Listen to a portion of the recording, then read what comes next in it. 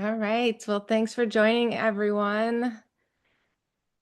This is the Alliance of Nurses for Healthy Environments Fall Webinar Series, Climate Resilience in Nursing Education.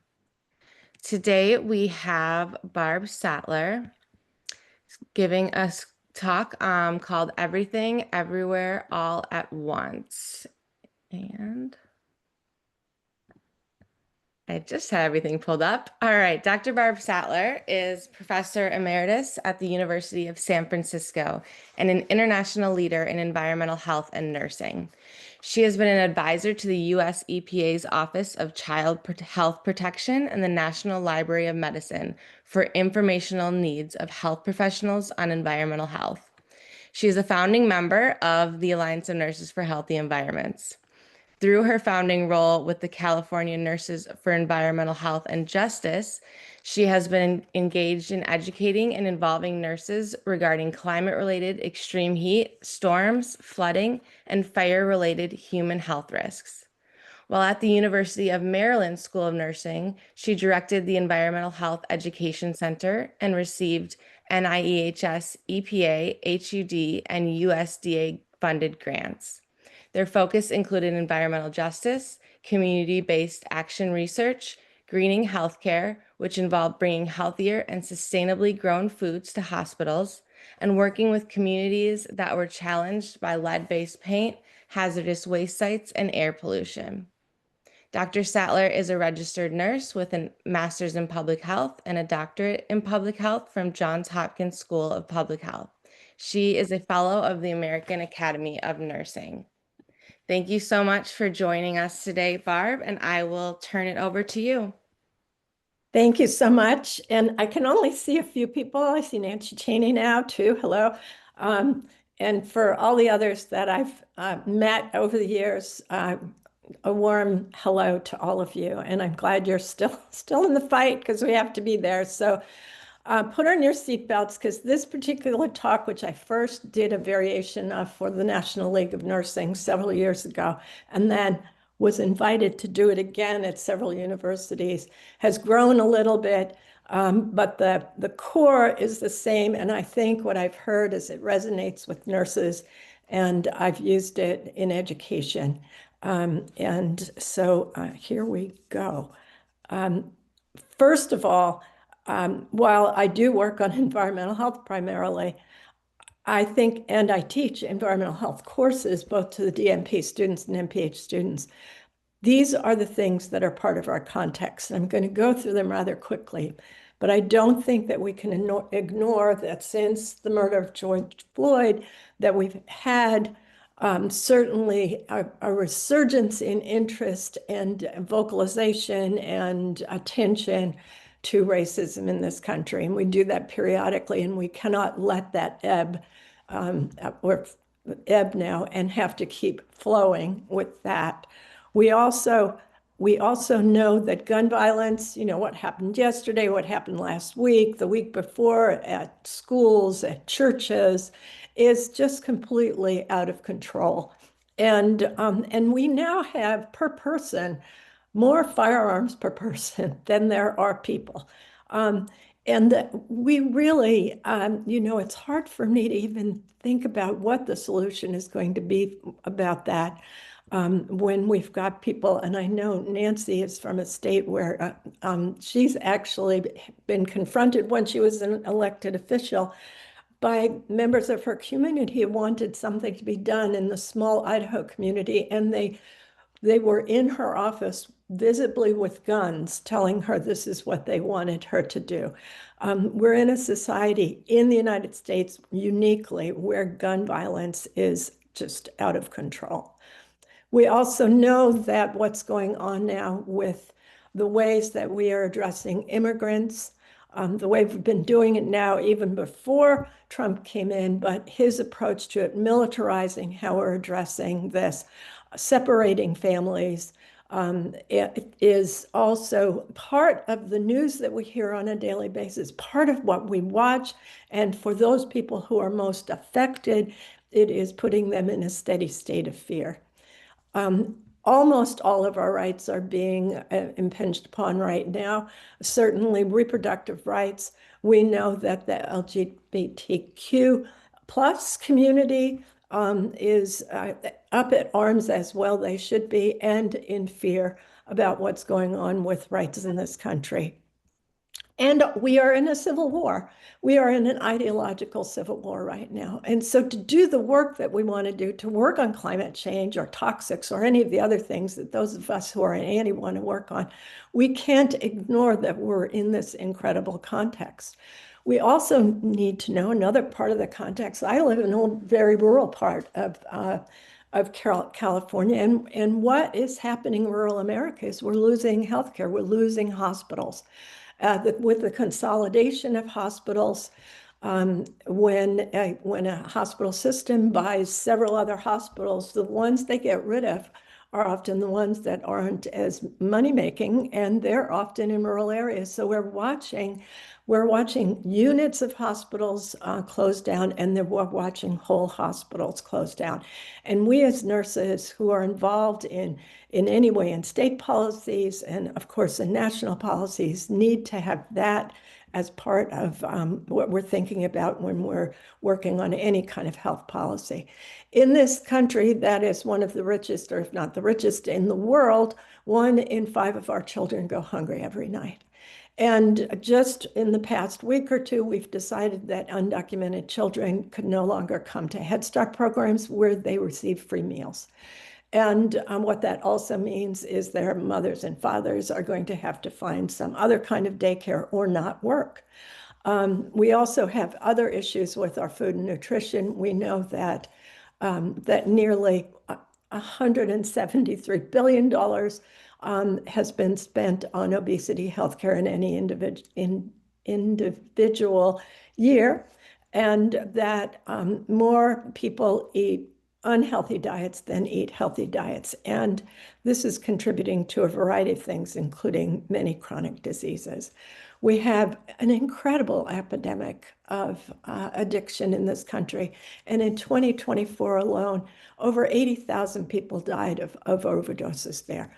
These are statistics that completely outnumber the statistics in Europe and other industrialized, or what is called sort of I don't know, civilized countries. We also, those of us who watch the news are watching at any given time these days horrendous war scenes, and not just in the Middle East, but in other places of the country. And so all of these things are going on. And then those of us in the room here, we work on environmental health and climate change. And that's a whole other overlay of things to look at. And what we've learned from Vivek Murthy, who was our Surgeon General of the country, he took a lot of time to look at what else is going on. He's written and talked extensively on the epidemic of loneliness in this country, and among children, among the elderly, among everybody. And he's written a book together. He's a lovely, lovely man. You should look up YouTube's and listen to him. He's a compelling speaker around this epidemic of loneliness and what we really must do. And there was a predecessor, Robert Putnam, who wrote this wonderful book about bowling alone and the collapse of the American community. And that is what's informing this talk. All of these different things going on all at once. And then, how to think about it. One of the terms that's been used is a polycrisis, that we have multiple crises going on at the same time. And if that is happening, then we have to address the polycrisis itself as one thing and figure out how we do that. And in any given polycrisis, what our role, among others, is to build resilience in our communities. That is going to help to support our communities as we navigate through the polycrisis. And so one of the first things that I do, because climate change is the most existential threat that we have other than world nuclear war, and so I start my classes on climate change by asking my students to role play and each take a turn pretending that their neighbor has just asked them what climate change is. I give them 90 seconds each. The other person in the pairs has to just listen. And they have to tell their neighbor what climate change is. And I have to tell you, they can't do this. My MPH students can't do this. My DNP students are not comfortable with saying what climate change is. So we have a big lift here to help our nurses be able to say and talk about climate change. We still have a very big lift there. This is my very simple way that I then teach them and you all know this. For the millennia, the sun has been heating the earth. And the heat has been reflecting back out and past the atmosphere. It does warm the land masses and the water, the oceans and lakes, et cetera, a little bit, but that heat also is reflected out. Now what we have is a trapping set of gases that are greenhouse gases that are completely around the globe. These hinder the heat from being reflected out and away from our atmosphere. So over time, our atmosphere is warming up. It's like we have a blanket around the earth and we're getting warm and we're being heated from an external source. So I also show them this picture and they go, I get it. This is a picture that was created by advocates for folks to not put your children in a car and run into the store when it's a sunny day. So, and they created this. If it's 80 outside and fully sunny midday, within 10 minutes, it will be 99 degrees inside this car. This is what's happening on Earth right now. The heat that we're creating inside our atmosphere cannot escape fast enough. So we are accumulating heat. We are warming the planet. This was called global warming. We got pushed back about, it is in fact global warming, but we got pushed back about that phrase and changed it to climate change. Both are true. And it is the reason they call it the greenhouse effect is because of what I've just described and what you just saw with the vehicle. These gases are creating this greenhouse effect around the earth. And that's why we are heating up. So we as nurses can talk to people about how we take temperatures and how when people have a temperature of 98.6, they're basically feeling pretty good. And that when people's temperatures rise past about 104, they start to feel crappy. And when they get to 100.4, when they get to 104, they're feeling really crappy. And as it gets even 1 or 2 degrees past that, biological damage can start to happen in the human body. So that little tiny temperature range for human health is extremely important. And what happens if the whole Earth is warming? If the whole Earth has a fever? Well, what we know is that on Earth, pretty much all of the live species, whether they're marine or land animals or anything, most of them need sunlight. Practically all of them need water. All of them need some sustenance. Most of them need air. And they also need a temperature range. And so as our global climate increases, some of them are beginning to feel very uncomfortable. If they can, they are migrating. And we're seeing this with certain vectors, for instance, migrating north. But that redwood down on the bottom right, which I have on my property, that one can't migrate. And so those things that can't migrate or don't turn over their species and reproduce quickly so that they can begin to accommodate, they are in real trouble with climate change. And so we also need to consider what's going on when we ask our patients when they come in, what their underlying diseases is. I think we need to note the same thing about Earth. So we know that we have lost between 1970 and 2010, 50% of the biodiversity on Earth was lost, never to be recuperated. We completely lost species. And we are continuing to lose species, particularly in the insect world. They are going down faster than any of the other species. And this is an existential threat for us and for the health of our global ecosystems. We also know that our use of Fossil fuels and fossil fuel derivatives has been worsening air pollution. In fact, with the policies that we had in the United States, we were actually improving our air quality over the years until we started to have the climate-related massive fires that we've been having. And that pushed us back over into worsening air pollution, all climate-related. We know that in some areas of the globe, well, that 28% of the world's oxygen comes from tropical forests. And in some areas of the world, they have been burning them. In other areas, they've been clear cutting them in order to allow for grazing of beef cattle. But it is really important that we keep our tropical forests healthy for everybody's health. It's also important that we keep our oceans healthy because 30% of the world's oxygen comes from the ocean and specifically from plankton. So very important for human health and for our policies, the ones that we support, that we recognize.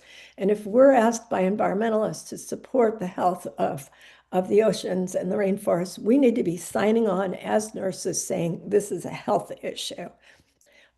This is a slide that I created about 20 years ago and presented at APHA, the American Public Health Association, because I started reading 25 years ago about climate change and it blew my mind. I'm like, why isn't everybody talking about this?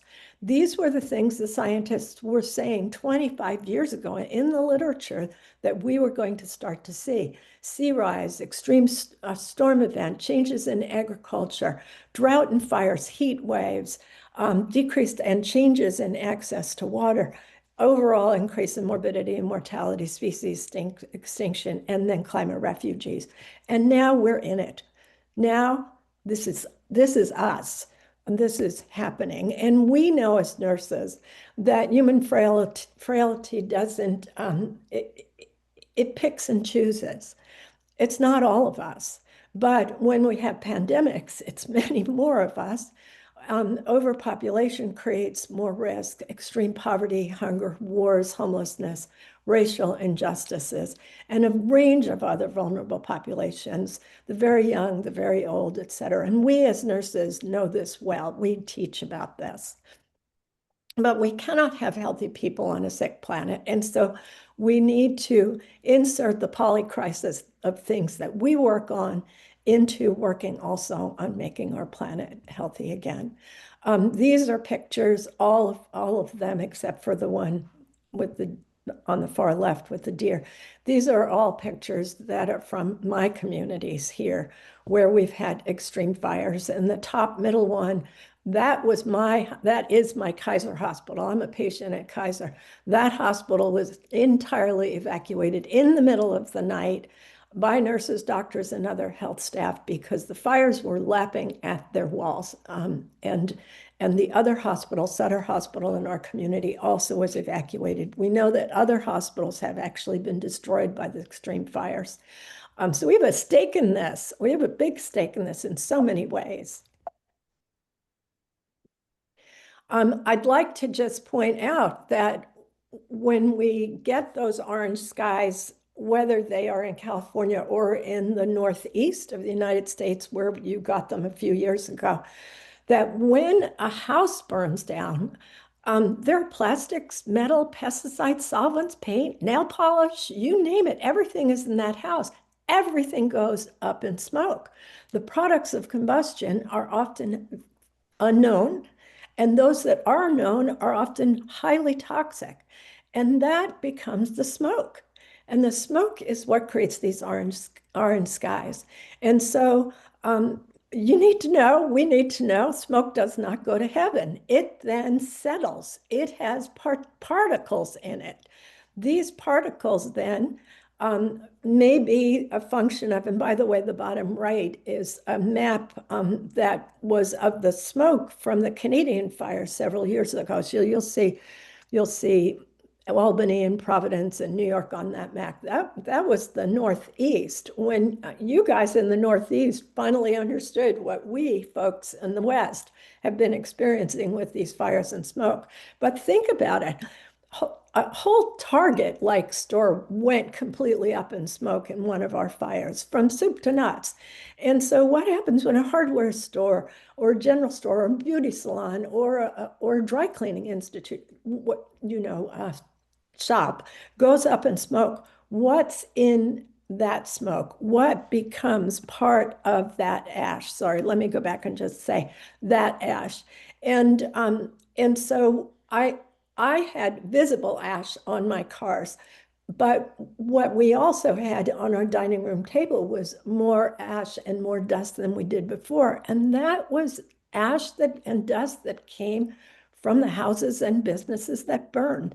That was in my home. And I did a lot of work on lead-based paint poisoning prevention. And so we were very concerned about children and their hand-to-mouth activities.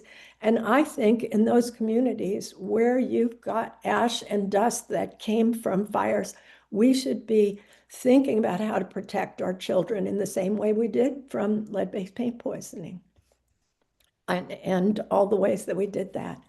I didn't mention in the polycrisis that we have a mental health crisis, and we've had an underlying mental health crisis. We also have a broken and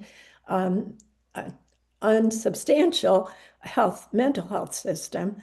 And now we also know that climate change is contributing to mental health issues.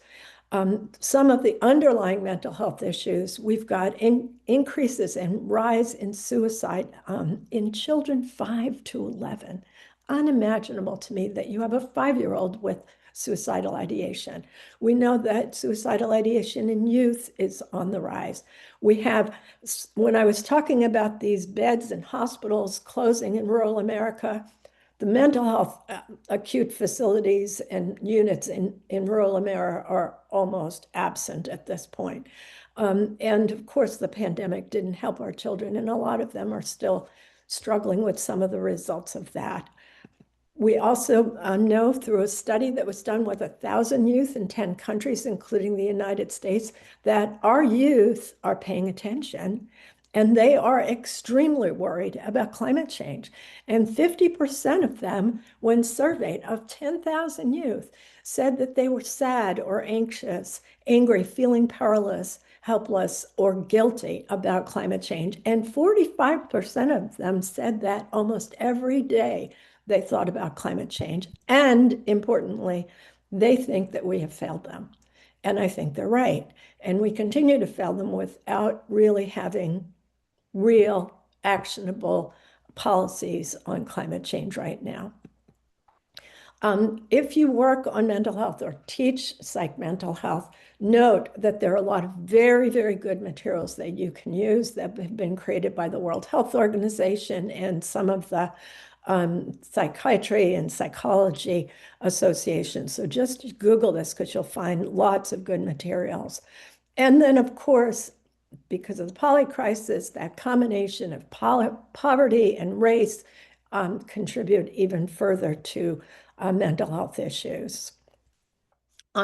In areas, which is almost everywhere in the world right now, that are affected in some way or another by climate change, where there may be fires or flooding or storms or extreme heat events, the reality of those are creating within countries and within regions our own new immigrant population of folks who have lost their homes and are now having to navigate that. And once again, these are photos from my area of very close by. We also know that the mental health issues associated with these kinds of destructions are huge. And the way that we address this, I think it's really important that nurses understand and learn about disaster preparedness, but also learn about what happens after the cameras leave and after the communities are left with this destruction. How do we help them navigate that? And so that's really important, especially the kids. I'm going to be giving a whole talk on just transition for the Nurses on the Front Lines series, I think on sometime in the first week in October. And I think Annie is a co-sponsor of that. But when I think about just transition, this is a phrase to think about how do we honor those people who have worked in the oil and gas industry and fossil fuel industry for the past 100 years. They have powered us up. They have given us heat and air conditioning. They have helped to build all of our infrastructure. They still mobilize us around the country, and we know we need to take their jobs away. So we need to take fossil fuel jobs away.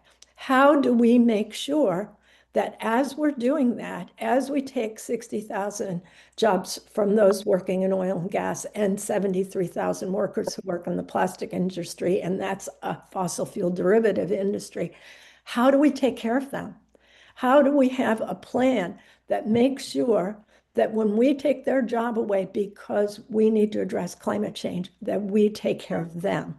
And this is a really important policy issue for us to recognize and be involved in creating a just transition for these communities. And when I talk about this in Bakersfield, which is the heart of oil drilling in California with public health nurses, what they tell me is when Chevron leaves, they are going to lose a big tax base. And the public health department gets funding from that tax base and social services and education. And they say, not only will our husbands who work for Halliburton lose their job when Chevron leaves, but I'll lose my job because of our tax base.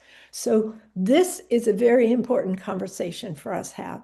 And it helps us to understand the polycrisis and how to begin to address it as nurses who take care of these people in these communities and recognize the importance of the tax base, recognize the importance of what happens when people lose their jobs in terms of mental health, in terms of increase in alcoholism, addiction, all kinds of things that happen when people lose their jobs. So what is making people unhealthy in this country? Lots of things, right? And we know as nursing educators, this is the Education Committee sponsored program, that the social determinants of health are incredibly important. Racism, loneliness, a sick planet. This is the polycrisis. And we need to teach our nursing students how to think in terms of systems so that we are not just addressing a single, very siloed issue, but that we are also addressing the systems and cultivating a culture of connection and resilience.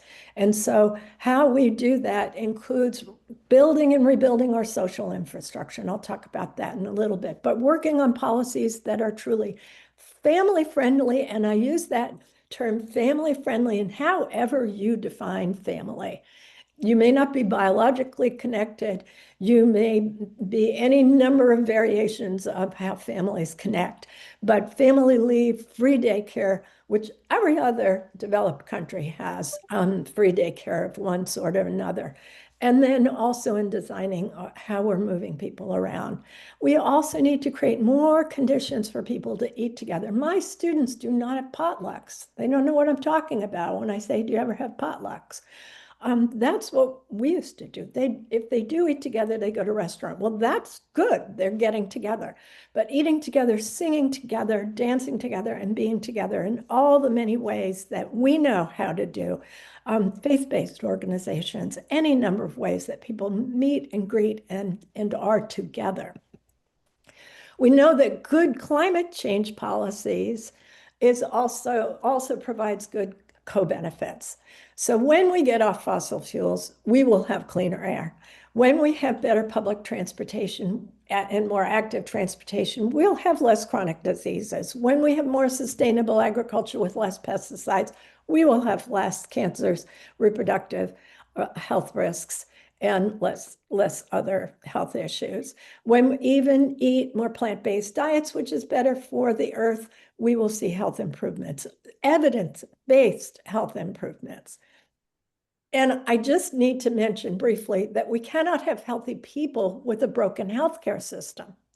And our healthcare system, the business model for the US, is that the hospitals, with few exceptions, hospitals make money when people are sick. If people are healthy, they don't make money. So where is the incentive or capacity to keep people healthy? This is an, excuse my expression, this is a truly ass backwards way to do healthcare, to incentivize disease. And that's what we do in our healthcare system. And so 90% of Americans say that the healthcare system is broken. It's not about health, it's about sickness. We seldom, as nurses, have time to truly care for patients in the way that we would like to care for them. And it's not a system, it's a bunch of little broken systems. So we have a lot of work to do there. And even in our nursing curriculum, what percent of our curriculum do we spend on teaching nurses how to keep people healthy, especially undergraduate? It is almost all about how do we treat people, diagnose and treat people when they're sick. And so really thinking about how do we incorporate more about keeping people healthy and understanding there are evidence-based ways to keep people healthy. And also begin, even at the undergraduate, to really think about systems thinking and system change. It's incredibly important to have that critical thinking capacity and how to make change. So these are important components that I think need to occur. And the most important is that any revolution starts with our imagination. And it's not enough for us to merely learn how we got here, but also to imagine where we want to go. What does it look like? How many times in your graduate nursing school class do you have the students sit around in tables and say, let's paint, let's draw, let's design the healthcare system we all want to work in? What does it look like?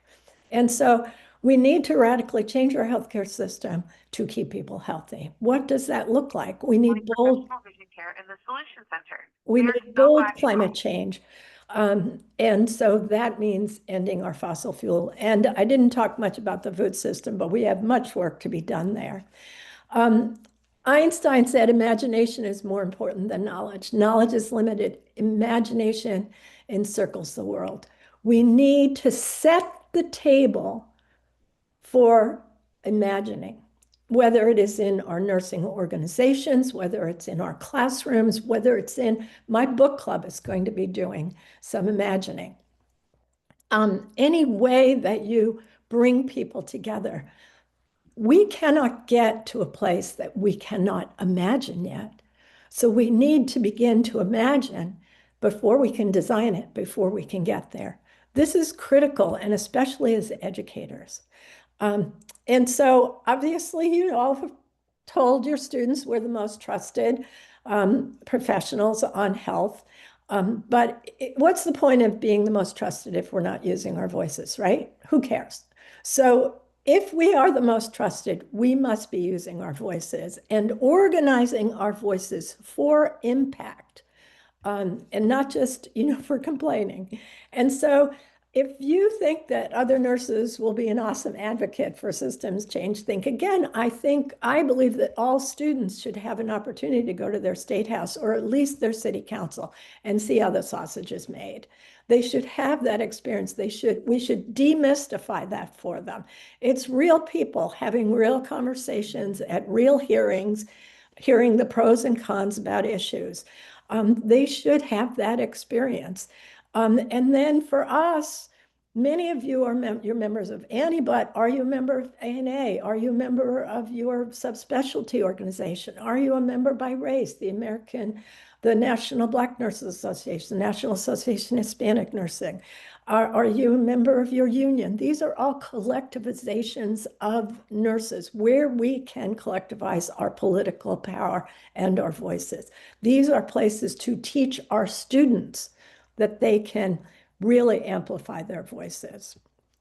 And so I also have the students check out their climate action plans. Pretty much every big city has one. Most counties have that one. I'm working in the Central Valley right now, a very red part of our blue state, and they've got a climate action plan. So all of their elected officials are Republicans, pretty conservative, and they've got a climate action plan. So look for the one in your community and use that as a nursing educator. Use that to help think through, what does it say? What does it say about health? Does it need to be updated? And so forth. So our revolution, from my perspective, is one with a cultural shift from less consumerism, more community, less internet connection, more real connection, less cars, more active transport, less isolation, more engagement, less built environment and more time in nature, and more fun and joy. This is critical to those of us in the various movements that we're in. We need to have joy in the process. And I'm going to just share one that I've been involved in here in California. Santa Rosa is the biggest city near me. I live in a town of 3,000. The nearby biggest city has 160,000. It's Santa Rosa. And during the pandemic, this Latino family, the father headed up to here with his kids. He had 3 kids at home. Everybody's locked down. He's like, ah. So he got them all on their bikes and they rode around the neighborhood. Their next door neighbor, the man, saw them and said to the father the next day, next time you take your kids for a ride, I'd like to go with my kids too. So he went with his kids, right? And they went around. And then others saw this and they started going around. And then they started to meet at the very close little sort of pocket park. And then the white folks with the bike coalition said, we'd like to join your ride. And so they started meeting. And then through social media and all kinds of things, people started joining. And so now they got purposeful. And they would ride for an hour. And went through several little variations, but basically it's been the same. This was during the pandemic. It's been the same since. Ride through the neighborhoods. The kids, this is year round. So there's lights on the bikes, there are lights in front of the bikes. People bring boom boxes and have them on their bikes. So there's music. Somebody at this point goes ahead, stops traffic so that the whole thing comes through. Now, and I've written on this, now they're up to about 350, 400 people on Tuesdays. And guess where we go? We go to the taco trucks. And so there's an area where there are 4 taco trucks and a bunch of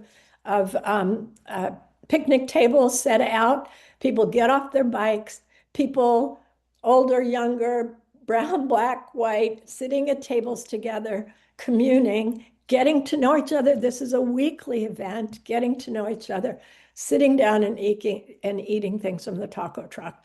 This is building community. This is building resilience. This is addressing youth mental health and anxiety. This is getting folks on active transportation. This is checking a lot of boxes, and it's fun. And so how can you encourage fun in your community? My husband and I started the farmers market in our community. We just decided to start it and other people wanted to help and join. There's so many things you can do. Organizing book clubs, having street fairs, having one of the things that our community does is they have a great big huge garage sale. Doing things that are going to get your communities together out of their homes, away from their screens, and getting to know each other again. This is key to addressing climate change in the way that we need to be addressing it right now. So this is Barb Sattler's personal theory of change making in education. Do not create the doom and gloom club. Nobody wants to be in that. Our organization in California, we do retreats every 6 months with people in our organization. We rent Airbnbs. If you do it with a bunch of people, it's pretty cheap. We get together in person. We help to develop our strategic plan for how we're going to address environmental health issues in California, and we have fun. And we get to know each other as people. And we're a big state. We have 40 million people in my state. It's the average population of countries in the world is 40 million. My state is the average size of a country. And so this is a way of building a network of nurses and provide equal parts of education and inspiration. Facts don't make change. Inspiring people. And the next is, if you're talking facts, speaking to the heart. Inspiring and talking to people's hearts is what makes change. And in order to do that, you've got to talk to people. And we've got to teach nurses how to talk about climate change to people and the polycrisis. Perhaps not in as complex and complete a way as I did today, because those people will never talk to you again. But you understand what I'm saying here. And most importantly, figure out how you, wherever you are, can set the table to bring a group of people together. They don't have to be diverse, just a group of people together. If they're diverse, all the better, because it gets real exciting then. But to imagine what the future we all want to live in looks like. This is not an easy thing to do. We're not practiced in it. We're not practiced in imagining what we want. We've been fighting and a lot now against what we don't want, and we must do that also. But if we're ever going to get to that better place, we have to get practiced at imagining what it looks like and doing it with as many different tables as we can possibly do. So I want us to think globally and act in our homes, locally, institutionally, nationally, regionally, and of course, then globally. And I zoomed through this talk, by the way, because it usually takes 10 minutes more, so I left a bunch out. But I really wanted time to talk to you, because a lot of you are educators, about how you are teaching and thinking about, or if you're in a nursing organization working on climate change, and this idea of setting tables for us to imagine in whether there's a role for Annie, for instance, in setting some of these tables. And with that, I just want to thank you for having me here.